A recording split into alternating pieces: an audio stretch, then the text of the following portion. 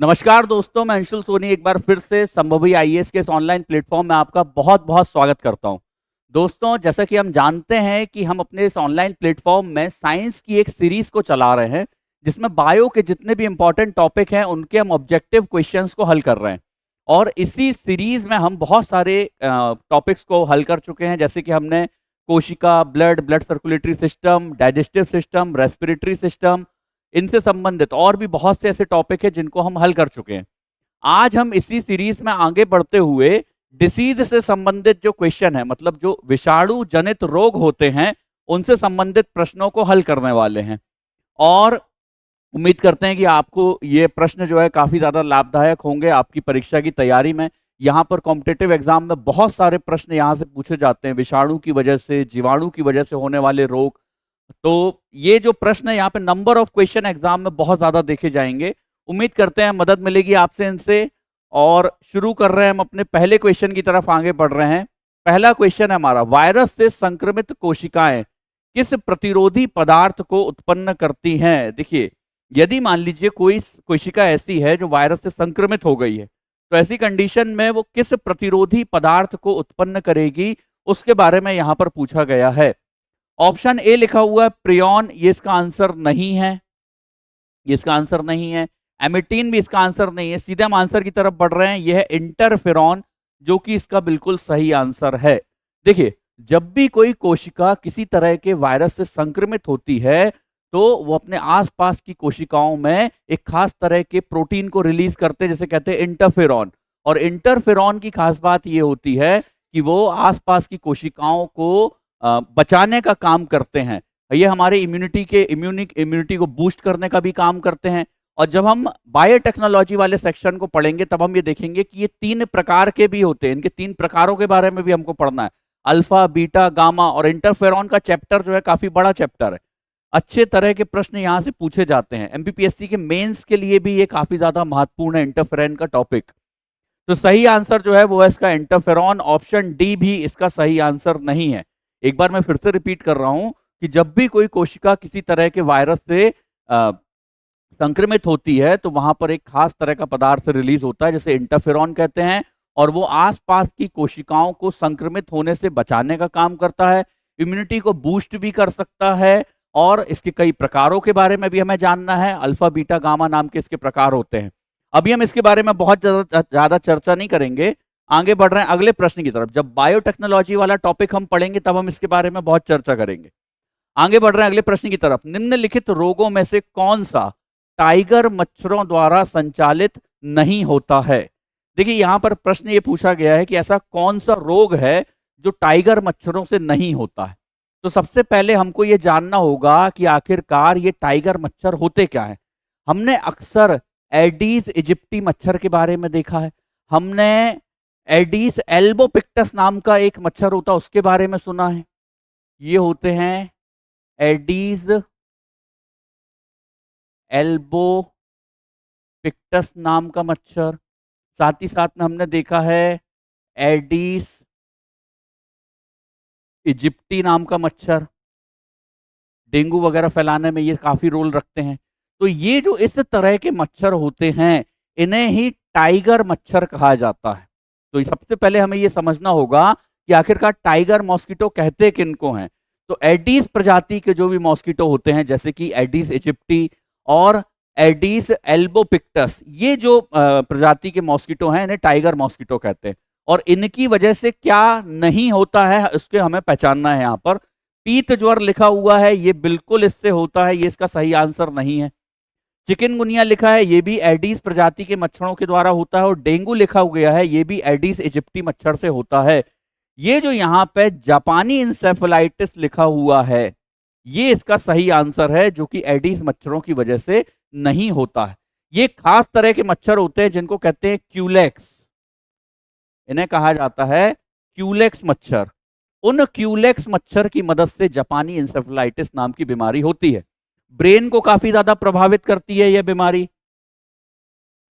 ये हमारे central nervous system को प्रभावित करती है। Central nervous system, peripheral nervous system, ये सारी चीजें क्या होती हैं, इनके बारे में हम पिछली क्लासेस में देख चुके हैं। जो जापानी इंसेफेलाइटिस के बारे में जो तथ्य हमें याद रखने हैं, वो इतने याद रखने हैं कि क्यूलेक्स नाम का जो मच्छर होता है उसकी वजह से जापानी इंसेफेलाइटिस होता है, ब्रेन को प्रभावित करता है, सेंट्रल नर्वस सिस्टम को प्रभावित करता है। और इसका वाहक और कौन हो सकता है? तो सामान्य तौर पर जो सूअर होते हैं वो इसके वाहक होते हैं। वाहक कैसे होते हैं? सूअर में ये पाया जाता है। क्यूलेक्स नाम का मच्छर उनको काटता है और फिर किसी इंसान को काटता है, तो उसकी वजह से वो एक जगह से दूसरी जगह पे ट्रांसफर होता है। तो ऐसी कंडीशन में शहरों में से जहां कहीं पर भी जापानी इंसेफेलाइटिस फैलने का खतरा रहता है, वहां पर से जो सूअर होते हैं उनकी आबादी को अलग किया जाता है। तो क्यूलेक्स मच्छर जो है वो उसका वाहक है। और नेचुरल तरीके से ये जापानी इंसेफेलाइटिस किसके शरीर में पाया जा रहा है? तो ये सूअरों के शरीर में पाया जाता है। इतने फैक्ट हमें जापानी इंसेफेलाइटिस के बारे में सामान्य तौर पर पता होना चाहिए। अभी आगे इससे संबंधित दूसरे प्रश्न भी आएंगे। पीत ज्वर, चिकनगुनिया या तो डेंगू जो है, इनसे संबंधित प्रश्न भी आएंगे जिनके बारे में हम आगे चर्चा करेंगे।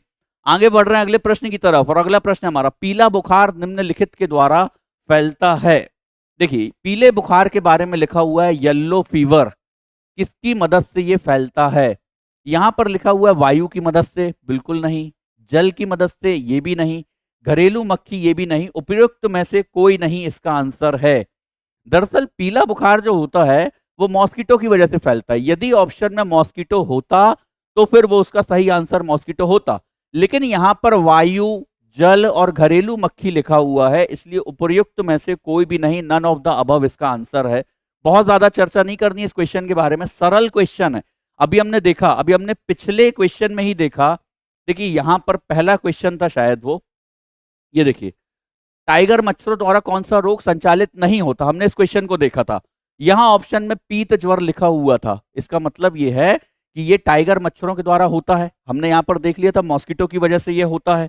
और अगले ही क्वेश्चन में यहां पर देखिए, यहां पर मॉस्किटो कहीं पर भी नहीं लिखा गया है, तो इसलिए इसका सही आंसर जो है वो ऑप्शन डी बिल्कुल सही है। आगे बढ़ रहे हैं अगले प्रश्न की तरफ। अगला प्रश्न हमारा, जापानी इंसेफेलाइटिस का कारक विषाणु मनुष्य शरीर के किस हिस्से को संक्रमित करता है? अब भी हमने इसके बारे में चर्चा की है। अभी जब हमने जापानी इंसेफेलाइटिस के बारे में डिटेल में जाना था, तब हमने इसके बारे में देखा था कि किस हिस्से को यह प्रभावित कर रहा था।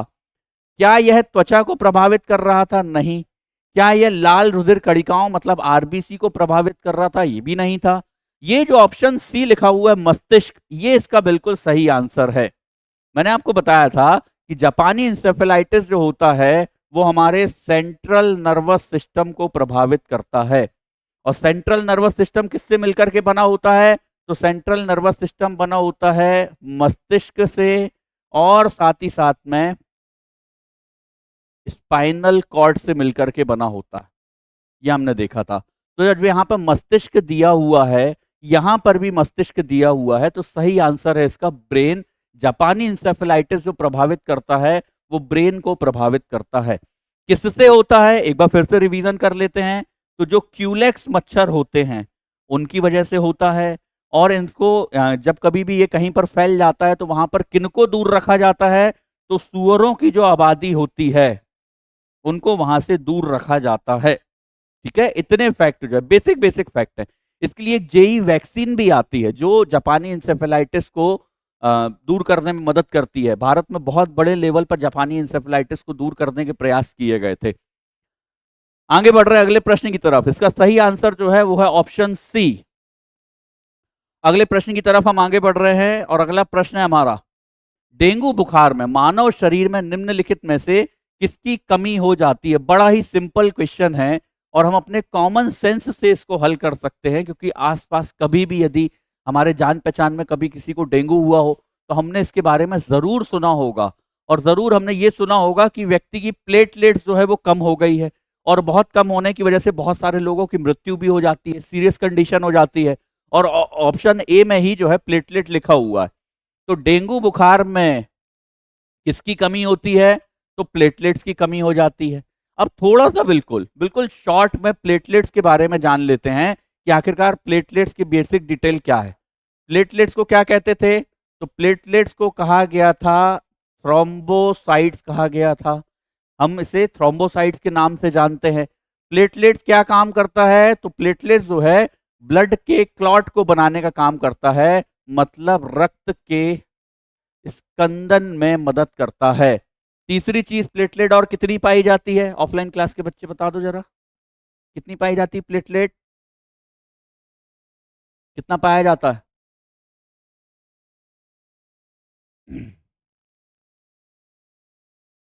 हम्म 10 लाख पाया जाता है? हाँ, गलत बता रहे हो।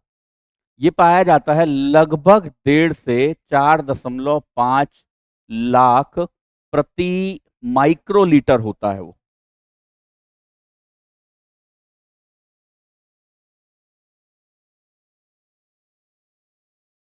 ये पाया जाएगा आपका 1.5 से लेकर के 4 लाख प्रति माइक्रोलीटर।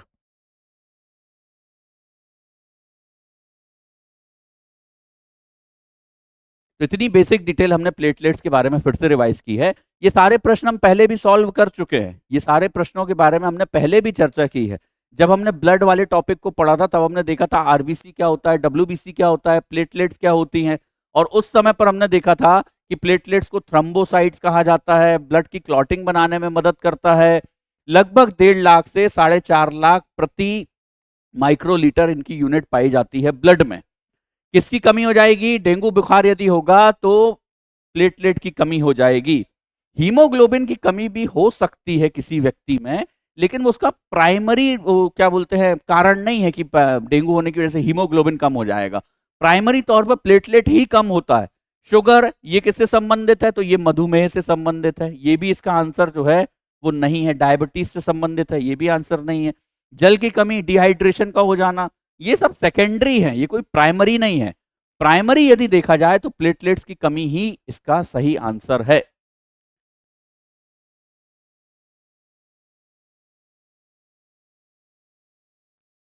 चलिए, तो इस तरीके से हमने जाना कि प्लेटलेट्स जो है वो डेंगू बुखार में कम होती हैं। आगे बढ़ रहे हैं अगले प्रश्न की तरफ। यदि कोई मानवीय रोग विश्व के वृहद क्षेत्र में फैल जाए तो उसे क्या कहा जाएगा? देखिए, ये भी बड़ा सरल प्रश्न है। और अभी पिछले समय पर जब हमने कोविड नाम की बीमारी को देखा है तो ये प्रश्न, ये जो टर्म है उस समय पे बहुत ज्यादा फेमस हुआ था। हमें पता था कि आखिरकार इसका आंसर क्या है। तो ये जो ऑप्शन ए लिखा हुआ है पेंडेमिक, वो इसका बिल्कुल सही आंसर है। यदि कोई मानवीय रोग विश्व के वृहद क्षेत्र में फैल जाए, वृहद क्षेत्र में फैलने का मतलब यह है पूरी दुनिया में फैल जाए, बहुत ज्यादा देशों में फैल जाए, या तो किसी बहुत बड़े महाद्वीप में फैल जाए, तो ऐसी कंडीशन में जब कोई महामारी फैलती है तो उसे पेंडेमिक कहा जाता है। लेकिन यदि हम ये देखें कि एपिडेमिक और एंडेमिक किसको कहते हैं, इसके बारे में भी बिल्कुल शॉर्ट में हमको पता होना चाहिए कि एंडेमिक और एपिडेमिक क्या है। देखिए, यदि कोई बीमारी किसी क्षेत्र विशेष में, स्थानीय क्षेत्र में लंबे समय से वहां पर रह रही है, लंबे समय से वहां पर पाई जाती है, तो उसे कहा जाता है एंडेमिक। एंडेमिक का मतलब जैसे कोई एरिया ऐसा हो सकता है जहां पर मलेरिया बहुत ज्यादा पाया जाता है, कोई क्षेत्र ऐसा हो सकता है जहां पर फाइलेरिया बहुत ज्यादा पाया जाता है, तो उसे हम कहेंगे एंडेमिक, कि पर्टिकुलर किसी एरिया में वो पाया जाता है और लगभग लगभग हमेशा पाया जा रहा है, तो उसे हम कहते हैं एंडेमिक। एपिडेमिक का मतलब ये होता है कि किसी भौगोलिक क्षेत्र में, मतलब ये स्थानीय होता है, क्षेत्रीय होता है, और कोई बीमारी बहुत ज्यादा तेज गति से फैल रही है, तो उसे कहा जाता है एपिडेमिक। मतलब अनपेक्षित रूप से, कभी किसी ने सोचा नहीं था इतनी तेज गति से कोई बीमारी अचानक से फैल रही है किसी स्थानीय क्षेत्र में, तो उसे कहा जाएगा एपिडेमिक। और एपिजूटिक भी एक शब्द लिखा हुआ है। जानवरों के बीच में जब कोई बीमारी फैलती है तो उसे एपिजूटिक कहते हैं। तो इस तरीके से हमने चारों के बारे में थोड़ी थोड़ी जानकारियों को जान लिया। सही आंसर जो है वो इसका पेंडेमिक है। कोविड 19 जो है वो इसका बहुत ही सटीक एग्जाम्पल है। कोरोना जो आया था कोविड 19, वो इसका बहुत ही सटीक एग्जाम्पल है। पूरी दुनिया में फैला कोविड 19, तो पेंडेमिक था वो। एंडेमिक क्या होगा कि किसी पर्टिकुलर क्षेत्र में जहां पर कोई डिसीज पाई ही जाती है, जैसे कहीं पर कोई फाइलेरिया है, मलेरिया पाया जाता है। और एपिडेमिक जहां पर कोई बीमारी बहुत तेज गति से बढ़ रही है, स्थानीय है, क्षेत्रीय है अभी, उसे हम कहते हैं एपिडेमिक। एपिजूटिक जहां पर जानवरों के बीच में बीमारियां फैलती हैं उसे कहा जाएगा।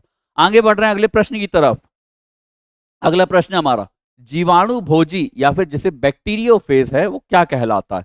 देखिए, इस क्वेश्चन को सॉल्व करते समय यदि आप इस प्रश्न को भी ध्यान से पढ़ लें और इस प्रश्न में आने वाले इस शब्द को भी ध्यान से पढ़ लें तो भी काफी हद तक ये प्रश्न हल हो जाएगा। यहां पर लिखा हुआ है बैक्टीरियोफेज और यहां पर लिखा हुआ है जीवाणु भोजी। जीवाणु भोजी का मतलब है कि कुछ ऐसा है जो जीवाणु का भोजन कर रहा है, कुछ ऐसा है जो बैक्टीरिया का भोजन कर रहा है। तो यहां पर जो खत्म हो रहा है वो बैक्टीरिया है, इतना तो हमें यहां पर शब्द को पढ़ के ही समझ में आ रहा है। लेकिन अब हम ऑप्शन को पढ़ते हैं। ऑप्शन को पढ़ने में देखते हैं कि आखिरकार ऑप्शन क्या है।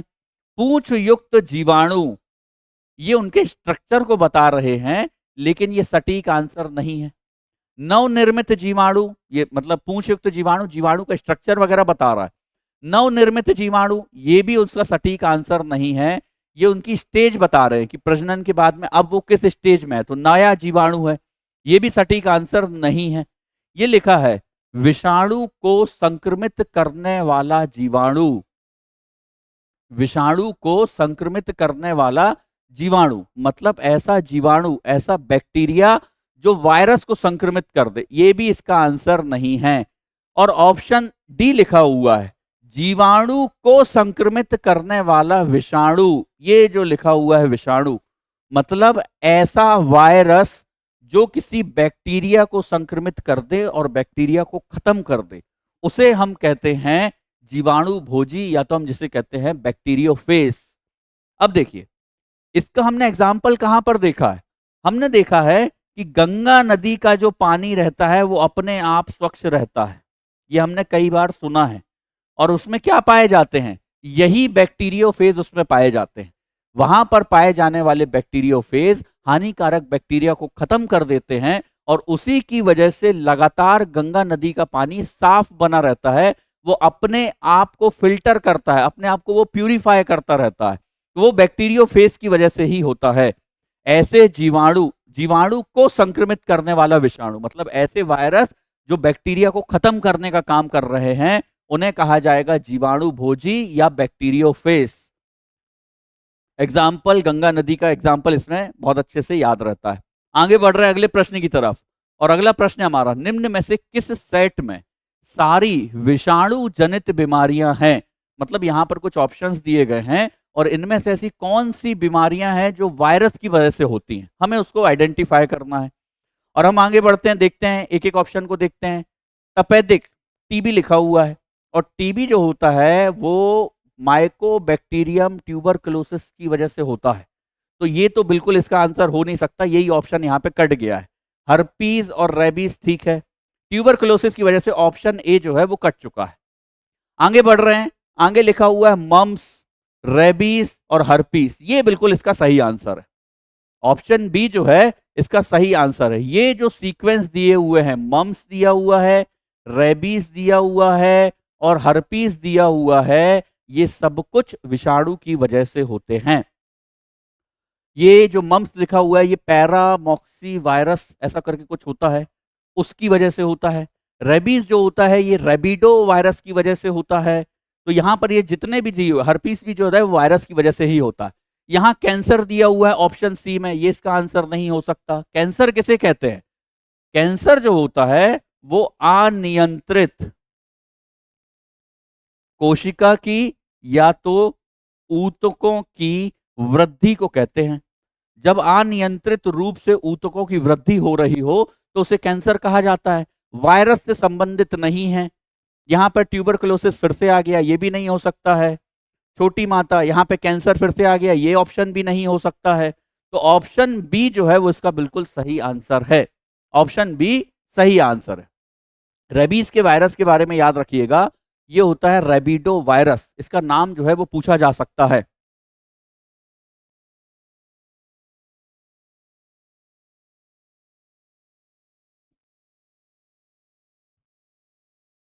ये इसका नाम है रेबिडो वायरस, इसको कहा जाता है। रेबिडो वायरस इसका सही नाम है।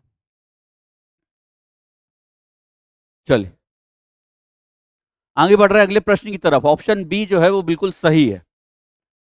आगे बढ़ रहे हैं अगले प्रश्न की तरफ। सॉल्क टीका निम्नलिखित में से किस व्याधि से संबंधित है।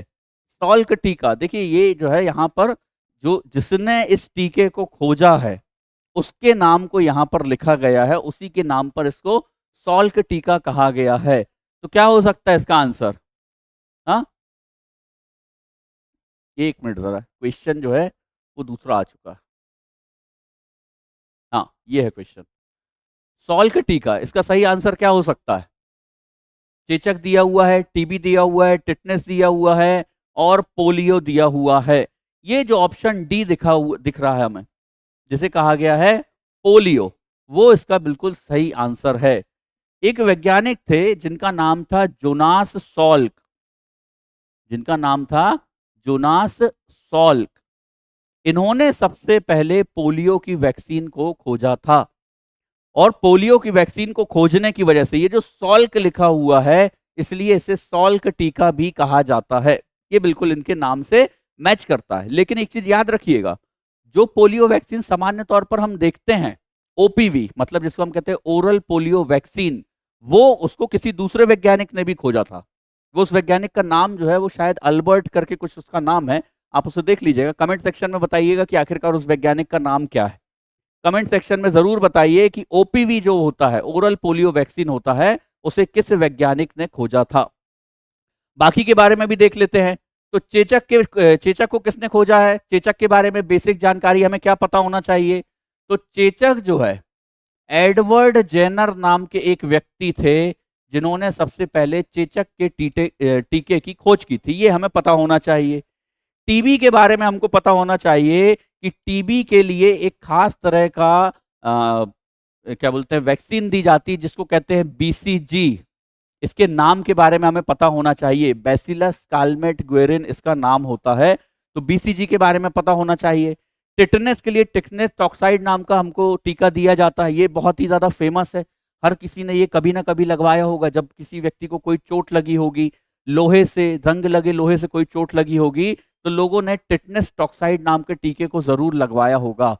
आपने भले ही नाम पहली बार सुना हो, लेकिन ये इससे आप पहले से परिचित हैं। तो हमें इतनी जानकारियां पता होना चाहिए। सॉल्क टीका पोलियो से संबंधित है। जोनास सॉल्क ने सबसे पहले पोलियो के टीके को खोजा था, और इसीलिए इसलिए हमने सॉल्क टीका कहा। चेचक की खोज सबसे पहले, मतलब चेचक का जो वैक्सीन है, उसे सबसे पहले किसने खोजा था? एडवर्ड जेनर ने खोजा था। बहुत ही फेमस क्वेश्चन है। टीबी के बारे में हमें यह जानकारी पता होना चाहिए कि इसके लिए बीसीजी नाम का एक टीका दिया जाता है, बैसिलस कालमेट ग्वेरिन उसका नाम होता है। और टिटनेस के लिए टिटनेस टॉक्साइड का टीका दिया जाता है। आगे बढ़ रहे हैं हम अगले प्रश्न की तरफ। अगला प्रश्न है हमारा, इम्यूनोलॉजी के जनक कौन है? हाँ, आखिरकार कौन है जो कि इम्यूनोलॉजी का जनक कहलाता है? पिछले क्वेश्चन से ही संबंधित है। पिछले क्वेश्चन में हमने एडवर्ड जेनर के बारे में देखा। एडवर्ड जेनर ने क्या किया था? तो एडवर्ड जेनर ने सबसे पहले चेचक के टीके को खोजा था, और चेचक के टीके को खोजने की वजह से ही इन्हें ही, एडवर्ड जेनर को ही इम्यूनोलॉजी का जनक कहा जाता है। लेकिन यदि आपसे पूछा जाए बाकी के ऑप्शंस के बारे में भी क्या कुछ जानकारियां हैं जो हमें होना चाहिए? ऑप्शन ए लिखा हुआ है रॉबर्ट कोच। क्या रॉबर्ट कोच के बारे में हमें कुछ पता होना चाहिए? रॉबर्ट कोच को कहा जाता है फादर ऑफ बैक्टीरियोलॉजी।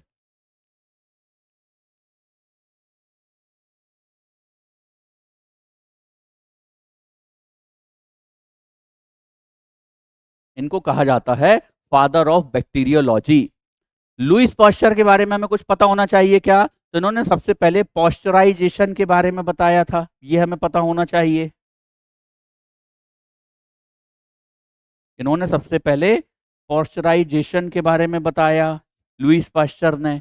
और साथ ही साथ में सबसे पहले रेबीज का जो टीका खोजा था, वो भी इन्होंने ही खोजा था, इसके बारे में भी हमें पता होना चाहिए। साथ ही साथ में ये जो लैंड स्टीनर लिखा हुआ है, इनके बारे में तो हम अपनी पिछली क्लासेस में कई बार डिस्कस कर चुके हैं। इनका नाम है कार्ल लैंड स्टीनर, और इन्होंने ए, बी और ओ इतने ब्लड ग्रुप की खोज की थी। एबीओ ब्लड ग्रुप की खोज किसने की थी? तो ये कार्ल लैंड स्टीनर ने ही की थी।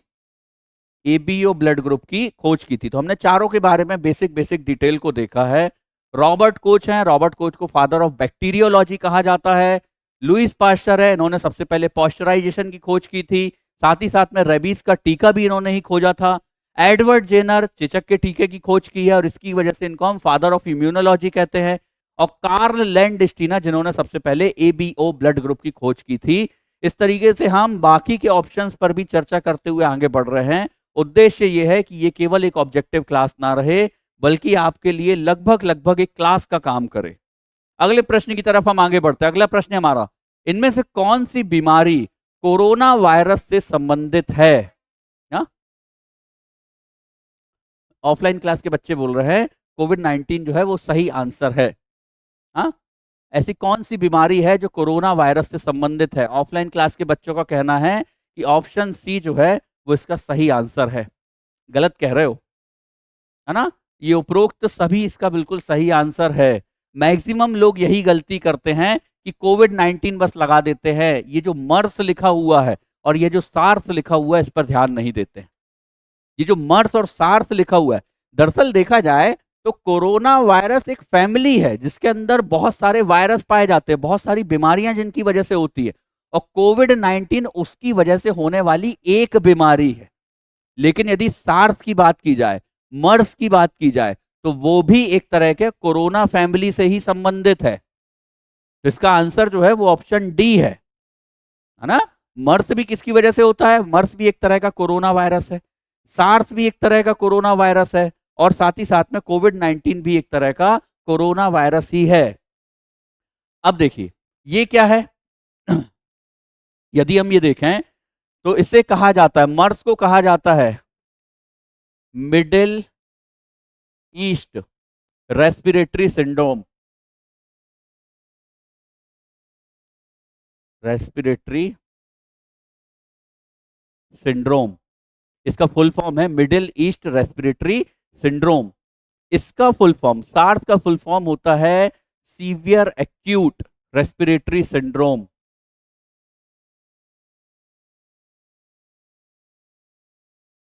रेस्पिरेटरी सिंड्रोम शॉर्ट में लिख दे रहा हूं मैं। तो इसका फुल फॉर्म होता है सीवियर एक्यूट रेस्पिरेटरी सिंड्रोम। पहले वाले का नाम है middle east respiratory syndrome, second वाले का नाम है आपका severe acute respiratory syndrome. Covid 19 के बारे में हमें पता है, तो उपरोक्त सभी जो है वो इसका आंसर है। कई परीक्षाओं में ये प्रश्न पूछा गया और इसी तरह से पूछा गया। ऑप्शन डी में उपरोक्त सभी का आंसर रखा गया और मैक्सिमम लोगों ने केवल कोविड 19 को ही यहां पर चूज किया, और उनका क्वेश्चन जो है वो गलत हो गया क्योंकि गहराई से अध्ययन नहीं किया गया था।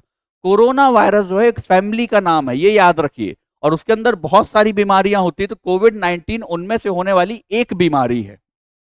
आगे बढ़ रहे हैं अगले प्रश्न की तरफ, और अगला प्रश्न है हमारा, पैथोजीन जो सामान्य जुकाम के लिए उत्तरदायी हैं वो क्या होता? बहुत ही बिल्कुल सिंपल सा प्रश्न है, बहुत ज्यादा डिस्कशन इसके बारे में हम नहीं करेंगे, ये सामान्य तौर पर हमें पता होता है। लगभग लगभग देखिए, जब भी किसी व्यक्ति को सर्दी होती है, जुकाम होता है, तो लगभग 50% से ज्यादा केसेस में इसके लिए जिम्मेदार होता है राइनो वायरस। ये जो ऑप्शन बी लिखा हुआ है, यही इसके लिए जिम्मेदार होता है। जब कभी मौसम बदलता है तब लोगों को सर्दी हो जाती है, कई बार किसी दूसरे व्यक्ति के संपर्क में आने पर सर्दी हो जाती है, तो राइनो वायरस ही होता है। ऑफलाइन क्लास के बच्चे जो है हंस रहे हैं क्योंकि उनको सर्दी है। हाँ, चलो, तो ये जो होता है ये राइनो वायरस की वजह से होता है। ल्यूकीमिया कैंसर से संबंधित शब्द है, पोलियो अलग चीज होती है।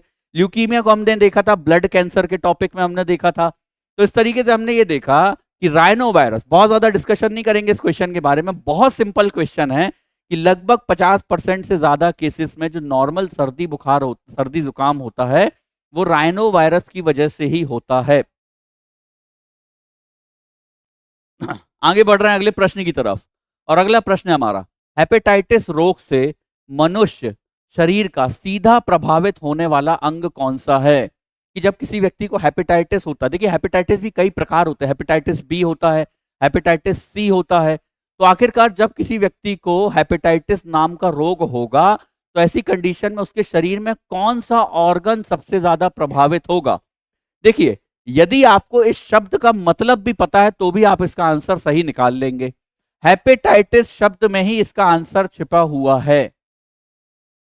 देखिए, हेप्टस, ये जो हेपेट शब्द लिखा हुआ है, इसका मतलब होता है यकृत। हेपेटाइटिस में शुरुआती शब्द का जो मतलब है उसका मतलब होता है यकृत, या फिर जिसे कहा जाएगा लीवर।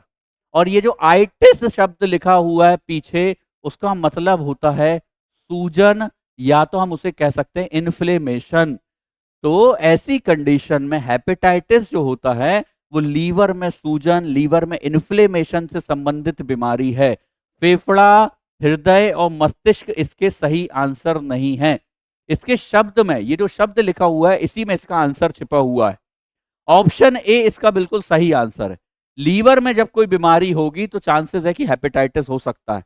जब किसी व्यक्ति को हेपेटाइटिस की बीमारी होगी तो प्रमुख रूप से वो लीवर को ही प्रभावित करेगा, और शब्द में ही आंसर छिपा हुआ है। आगे बढ़ रहे हैं अगले प्रश्न की तरफ। अगला प्रश्न है हमारा देखिए, ये जो है निम्नलिखित में से कौन सा एक कथन सही नहीं है। अब जो कथन सही नहीं है उसके बारे में हमें यहां पर पता करना है।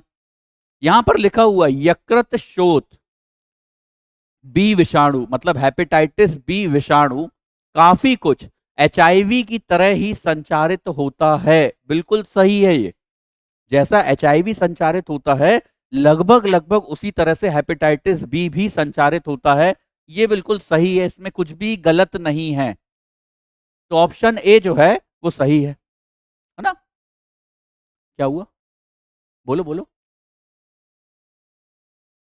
हाँ तो हाँ, सही नहीं है लिखा है ना, तो हमें गलत ऑप्शन को पहचानना है। ये बिल्कुल सही है, तो अभी हम गलत ऑप्शन को पहचानेंगे। यकृत शोथ सी, मतलब हेपेटाइटिस सी का टीका होता है, जबकि यकृत शोथ बी का कोई टीका नहीं होता। ये गलत है, ये जो है गलत है। देखिए ये अपोजिट लिखा हुआ है। ये जो यकृत शोथ बी लिखा हुआ है मतलब हेपेटाइटिस बी, हेपेटाइटिस बी इसका बकायदा टीका पाया जाता है, लेकिन हेपेटाइटिस सी का वर्तमान में कोई भी टीका मौजूद नहीं है। तो ये जो ऑप्शन लिखा हुआ है ये थोड़ा सा गलत लिखा हुआ है।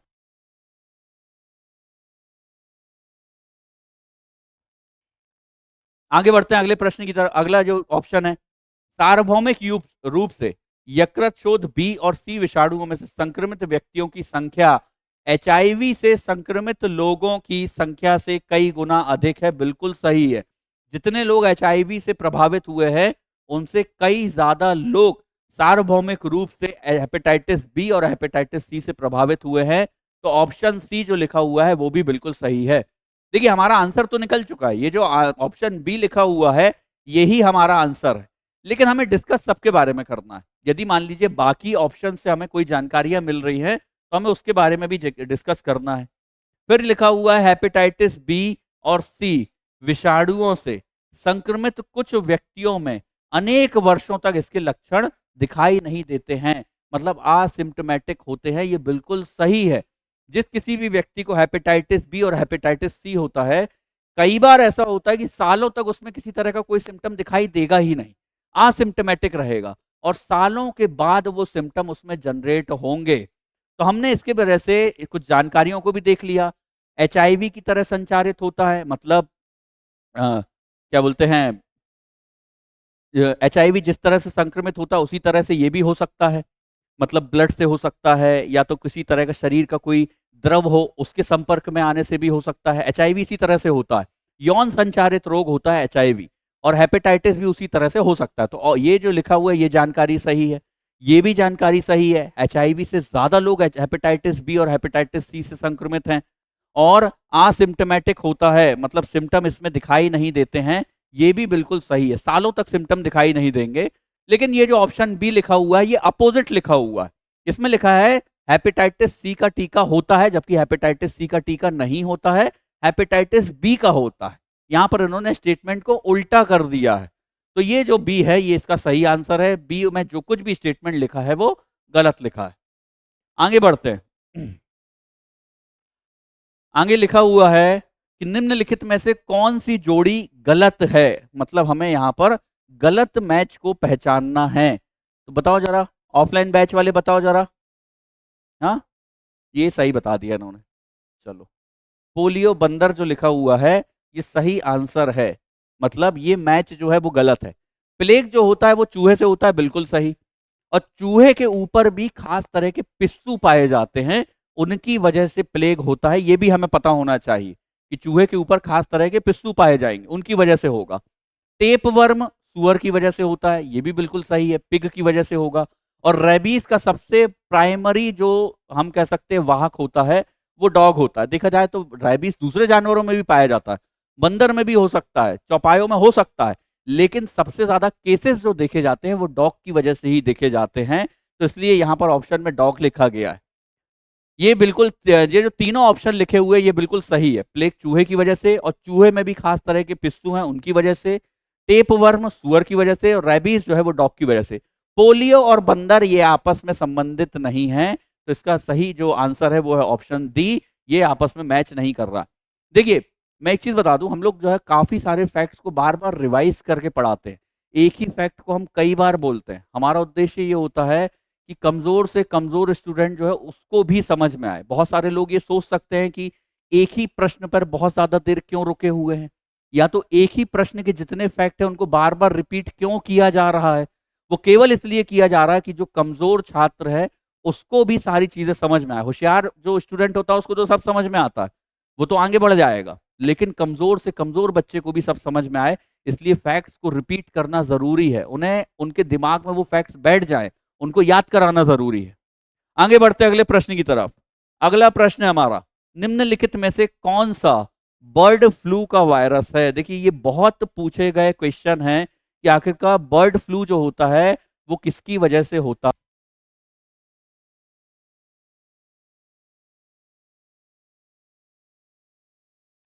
चलिए, यहाँ पे पूछा गया है कि कौन सा वायरस जो है बर्ड फ्लू का वायरस है।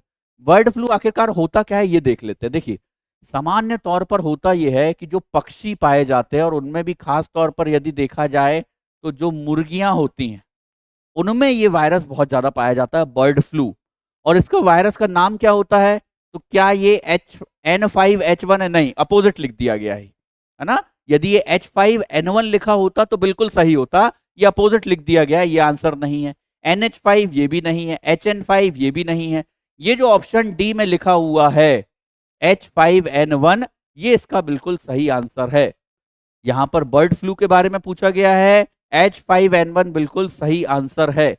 लेकिन यहाँ H5N1 के साथ में हमें एक और फैक्ट को याद रखना है। यदि मान लीजिए पूछा जाए कि H1N1 क्या होता है, तो H1N1 के बारे में याद रखिए कि H1N1 जो होता है वो स्वाइन फ्लू होता है।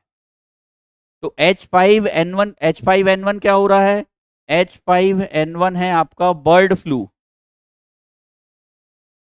और ठीक इसी तरीके से H1N1 क्या है, तो H1N1 स्वाइन फ्लू है। दोनों को याद रखिए। यहां पर ये बहुत कंफ्यूजन क्रिएट करते हैं एग्जाम में कि H5 था कि H1 था। तो याद रखिए, जहां कहीं पर भी 5 आ रहा है वो बर्ड से रिलेटेड है, और जहां कहीं पर भी 1 आ रहा है वो स्वाइन से रिलेटेड है। इसको आप चाहें तो कोई अपने मन से ट्रिक बना सकते हैं, किसी तरीके से याद कर सकते हैं। दोनों को याद रखना जरूरी है। आगे बढ़ रहे हैं अगले प्रश्न की तरफ। ऑप्शन डी इसका सही आंसर है।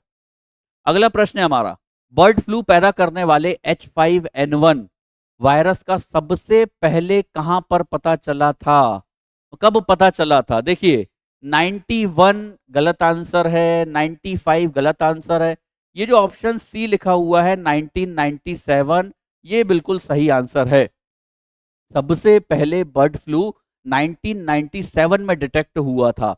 अब ये कहां पर डिटेक्ट हुआ था ये भी हमें पता होना चाहिए। तो ये सबसे पहले हांगकांग में डिटेक्ट हुआ था, ये भी याद रखिए। कहां पर डिटेक्ट हुआ था, तो हांगकांग में डिटेक्ट हुआ था।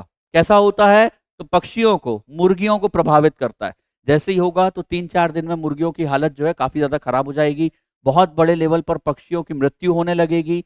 और साथ ही साथ में ये बर्ड फ्लू जो है, इसका वायरस, ये H5N1 वायरस, ये इंसानों तक भी आ जाएगा। बर्ड्स के जरिए इंसानों तक भी आ जाएगा। जो लोग नॉनवेज वगैरह खाते हैं उनकी वजह से ये इंसानों तक भी आ जाएगा, और इंसानों में आने की वजह से इंसानों की भी मृत्यु होने लगेगी, इंसान भी बीमार होने लगेंगे। ये भी याद रखिए। कब पाया गया, 97 में। कहां पर पाया गया, हांगकांग में पाया गया। दो फैक्ट आपको याद रखना है। आगे बढ़ रहे हैं अगले प्रश्न की तरफ। अगला प्रश्न है हमारा, H1N1 विषाणु का प्राय है समाचारों में निम्नलिखित में से किस एक बीमारी के संदर्भ में उल्लेख किया जाता है। ये तो अभी हमने सॉल्व कर लिया, अभी हमने पिछले 2 क्वेश्चन पहले हमने इसके बारे में पूरा डिस्कस किया। H5N1 के बारे में बताया, तो मैंने बताया आपको बर्ड फ्लू होता है। H1N1 के बारे में बताया तो मैंने आपको बताया स्वाइन फ्लू होता है, ये इसका बिल्कुल सही आंसर है। ये जो है बिल्कुल इसका सही आंसर है, स्वाइन फ्लू। तो अब बहुत ज्यादा डिस्कस ना करते हुए आगे बढ़ते हैं अगले प्रश्न की तरफ। तो अगला प्रश्न है हमारा, एक रोगग्रस्त मानव शरीर की निम्न अवस्थाओं पर विचार कीजिए। देखिए बड़ा बड़ा क्वेश्चन है ना। हाँ, बड़ा क्वेश्चन है और थोड़ा सा कहना चाहिए कि डर भी पैदा करता है ये क्वेश्चन। तो डर तो ठीक है, मतलब जब भी आप इनके सिम्टम को पढ़ेंगे, ये जो चैप्टर है ये एक ऐसा चैप्टर है जब आप इनके सिम्टम को पढ़ते हैं तो हल्का फुल्का डर पैदा होता है। ये बहुत सारे लोगों के साथ में होता है। सूजे हुए लसिका पर्व, मतलब लिम्फ नोड जो है यदि वो सूज जाए, रात्रि में बहुत ज्यादा पसीना आए, नाइट स्वेट आए, स्मृति का लोप हो मतलब लॉस ऑफ मेमोरी हो, और वजन घटने लगे, तो ऐसी कंडीशन में ये किस बीमारी के सिम्टम हैं, इसके बारे में हमें यहां पर बताया गया। एड्स के सिम्टम है ये सब कुछ एड्स के सिम्टम है। जब एचआईवी बहुत ज्यादा बढ़ जाता है, और एचआईवी फिर बढ़ के किस में कन्वर्ट हो जाता है, वो एड्स में कन्वर्ट हो जाता है। एचआईवी का ही बहुत बड़ा हुआ रूप कहलाता है एड्स। तो एड्स के ये सिम्टम होते हैं, मतलब कि लिम्फ नोड जो है वो सूज जाएंगे, रात में बहुत ज्यादा पसीना आएगा, स्वेटिंग होगी, स्मृति का लोप होगा, लॉस ऑफ मेमोरी होगा, साथ ही साथ में व्यक्ति का वजन बहुत ज्यादा कम होगा। ये चारों ही बिल्कुल सही है। तो चारों के ऑप्शन कहां पर दिए हुए हैं, 1, 2, 3 और 4, ये ऑप्शन डी बिल्कुल दिया हुआ है। ये एड्स के बिल्कुल सही सिम्टम है। और एड्स का फुल फॉर्म भी आपको पता होना चाहिए, एक्वायर्ड इम्यूनो डेफिशिएंसी सिंड्रोम, ये इसका फुल फॉर्म होता है, ये भी आपको पता होना चाहिए। हाँ, चलिए आगे बढ़ रहे हैं अगले प्रश्न की तरफ। अगला प्रश्न है हमारा, एड्स के लिए उत्तरदायी विषाणु किसका उदाहरण है ना। ये जो उत्तरदायी विषाणु होता है किसका उदाहरण है, क्या यह ग्रंथि विषाणु का उदाहरण है, बिल्कुल नहीं। टी इवेन विषाणु का उदाहरण है, बिल्कुल नहीं। किरमीर विषाणु, ये भी नहीं। ये जो रेट्रो विषाणु लिखा हुआ है, रेट्रो वायरस, ये इसका बिल्कुल सही आंसर है। मतलब एड्स में जब किसी व्यक्ति को वायरस प्रभावित करता है तो वायरस किस तरह का होता है, वो एक तरह का रेट्रो वायरस होता है ना। वो एक तरह का रेट्रो वायरस होगा, इसके बारे में हमको पता होना चाहिए। देखिए क्या होता है कि सबसे पहली चीज तो एड्स के जो वायरस होते हैं वो आरएनए वायरस होते हैं, और एक टर्म होता है जिसको कहते हैं रिवर्स ट्रांसक्रिप्टेस। रिवर्स ट्रांसक्रिप्टेस की वजह से वो जो आरएनए है वो कन्वर्ट हो जाता है डीएनए में। आरएनए जो है कन्वर्ट हो जाएगा डीएनए में और शरीर को फिर वो नुकसान पहुंचाएगा। तो ऐसी कंडीशन में आरएनए का डीएनए में कन्वर्ट हो जाना ही रेट्रोवायरस की एक तरह की पहचान होती है। तो रेट्रोवायरस जो होते हैं वो इस तरह से कन्वर्ट होते हैं, ये इनकी एक पहचान मानी जाती है सामान्य तौर पर। आप इसे इस तरीके से भी याद कर सकते हैं, सिंपल तरीके से। यदि आपको इतनी गहराई में ना जाना हो तो आप केवल इतना भी याद कर सकते हैं कि एड्स का जो वायरस होता है कैसा वायरस होता है, रेट्रोवायरस होता है। और क्या काम करता है, तो रिवर्स ट्रांसक्रिप्टेस नाम का एक टर्म है, उसकी मदद से ये क्या करते हैं, आरएनए से डीएनए में कन्वर्ट हो जाएंगे। होते मूलतः आरएनए है लेकिन डीएनए में कन्वर्ट होने लगेंगे, और यही रेट्रोवायरस की पहचान भी होती है। आगे बढ़ रहे हैं अगले प्रश्न की तरफ। अगला प्रश्न है हमारा, एलिजा का परीक्षण किया जाता है। एलिजा का परीक्षण किस लिए किया जाता है, ये पूछा गया है। देखिए एलिजा का परीक्षण जो किया जाता है वो किया जाता है एड्स को पहचानने के लिए, ये इसका बिल्कुल सही आंसर है ना। एड्स को पहचानने के लिए, एड्स की प्राइमरी स्क्रीनिंग करने के लिए जो टेस्ट किया जाता है वो होता है एलिजा। ये बहुत पूछा गया क्वेश्चन है। क्षय रोग, मधुमेह और टाइफाइड से इसका संबंध नहीं है, बहुत कॉमन क्वेश्चन है। परीक्षाओं में कई बार ये प्रश्न पूछा गया है कि एलिजा टेस्ट किसके लिए किया जाता है, तो एड्स के लिए किया जाता है। ये जो प्राइमरी स्क्रीनिंग होती है एड्स की, उससे संबंधित होता है एलिजा टेस्ट, और इसका फुल फॉर्म होता है एंजाइम लिंक इम्यूनोसॉर्बेंट, ऐसे इसको कहते हैं एंजाइम लिंक्ड इम्यूनोसॉर्बेंट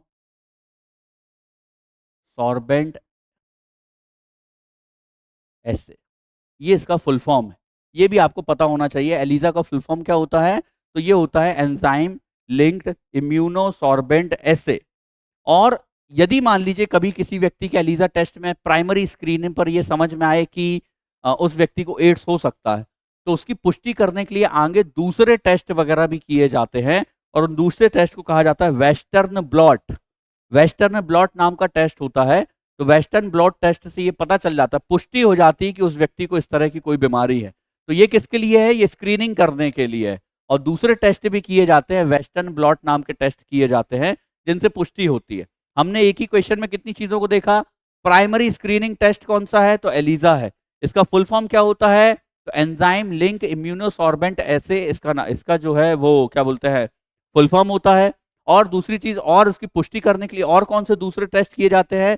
तो वेस्टर्न ब्लॉट नाम के दूसरे टेस्ट भी यहां पर किए जाते हैं।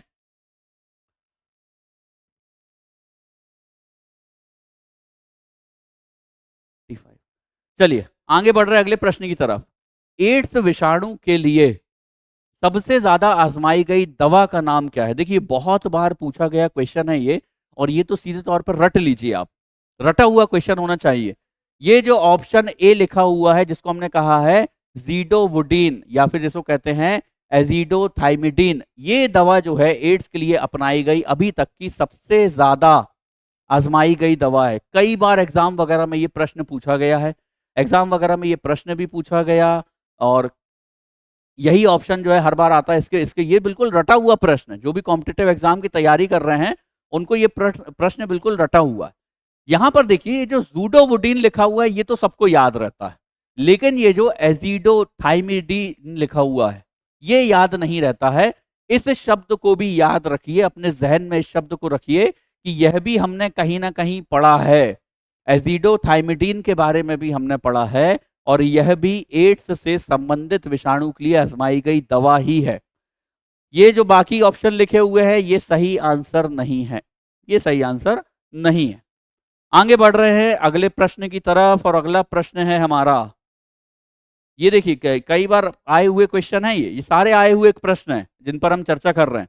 और हमारा उद्देश्य ये है कि प्रश्नों पर चर्चा करते समय बाकी के ऑप्शंस पर यदि कोई फैक्ट है ऐसे जो जरूरी हैं और आपका जानना जरूरी है, तो उनके बारे में भी चर्चा कर ली जाए। मैं बार बार एक ही चीज को कहता हूं कि आप इसे केवल ऑब्जेक्टिव सीरीज के तौर पर इसे ना पढ़ें, आप इसे क्लास के तौर पर पढ़ें। हमारी मैक्सिमम प्रयास ये है कि एक क्लास में जितने फैक्ट्स आपको पता चलते हैं लगभग वैसे फैक्ट्स आपको यहाँ पर पता चल सके। आगे बढ़ रहे हैं अगले प्रश्न की तरफ।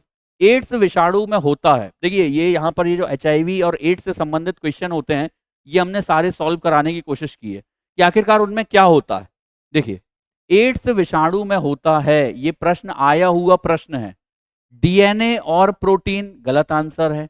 आरएनए और डीएनए दोनों साथ में नहीं होते, मैंने भी आपको बताया आरएनए जो है वो डीएनए में कन्वर्ट हो जाता है। ये जो ऑप्शन सी लिखा हुआ है आरएनए और प्रोटीन, ये इसका बिल्कुल सही आंसर है। और यहां पे लिखा हुआ है केवल डीएनए, ये भी इसका सही आंसर नहीं है। जहां पर लिखा है आरएनए और प्रोटीन, ये इसका बिल्कुल सही आंसर है। ये जो एड्स का वायरस होता है ये शुरुआत में आरएनए ही होता है, और आरएनए होने के साथ साथ रिवर्स ट्रांसक्रिप्टेस नाम का एक चीज पाई जाती है, उसकी वजह से ये आरएनए से डीएनए में बाद में कन्वर्ट होता है। तो शुरुआत में क्या है? आरएनए ही है। जब कभी भी इस तरह का प्रश्न आए तो आपको आरएनए प्लस प्रोटीन के ऑप्शन को ही चूज करना है, यही इसका बिल्कुल सही आंसर होगा। आरएनए पाया जाएगा और साथ ही साथ में कुछ दूसरे प्रोटीन वगैरह भी पाए जाते हैं। कुछ प्रोटीन के नाम होते हैं, बहुत ज्यादा गहराई के प्रश्न है, उतना जानने की हमें जरूरत नहीं है। तो आप इतना बस याद रखिए कि आरएनए और प्रोटीन जो है वो इसका बिल्कुल सही आंसर है। आगे बढ़ रहे हैं अगले प्रश्न की तरफ, और अगला प्रश्न जो है, खसरा की बीमारी होती है। खसरा की बीमारी किससे होती है इसके बारे में यहां पर पूछा गया है ना? ऐसा क्या है जो कि मीजल्स को क्या बोलते हैं, मीजल्स का कारण होता है, इसके बारे में यहां पर पूछा गया है। तो मीजल्स के बारे में हमें साफ तौर पे पता है, ऑप्शन ए कॉमन सेंस है कि जब हम वायरस से होने वाले चैप्टर को पढ़ रहे हैं, सारे प्रश्न भी उसी के सॉल्व कर रहे हैं, तो वो भी वही होगा, वायरस से होता है ना? मीजल्स किससे होता है? वायरस से होता है, कवक से, बैक्टीरिया से और माइकोप्लाज्मा से। ये इसका आंसर जो है वो नहीं है, ठीक है। लेकिन यहां पर एक चीज याद रखिए कि यहां पर एक टीका लगाया जाता है जिसको कहते हैं MMR, ये पता होना चाहिए। एमएमआर क्या होता है? मीजल्स, मम्स और रुबेला। मीजल्स, मम्स और रुबेला, ये याद रखिए।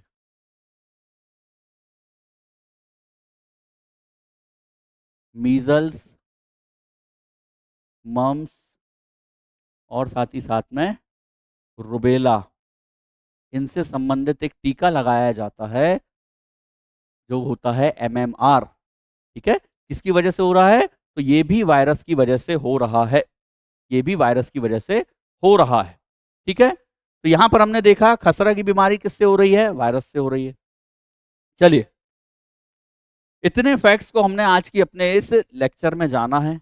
दोस्तों, आज जो है हम इस सीरीज को यहीं पर रोक रहे हैं और इसी के पार्ट बी में वायरस से होने वाले दूसरे जो बीमारियां होती है उनसे संबंधित क्वेश्चंस को भी हम सॉल्व करेंगे। उम्मीद करते हैं कि ये सीरीज आपके लिए काफी ज्यादा लाभदायक सिद्ध होगी, आपके प्रतियोगी परीक्षा की तैयारी में ये काफी ज्यादा मदद करेगी।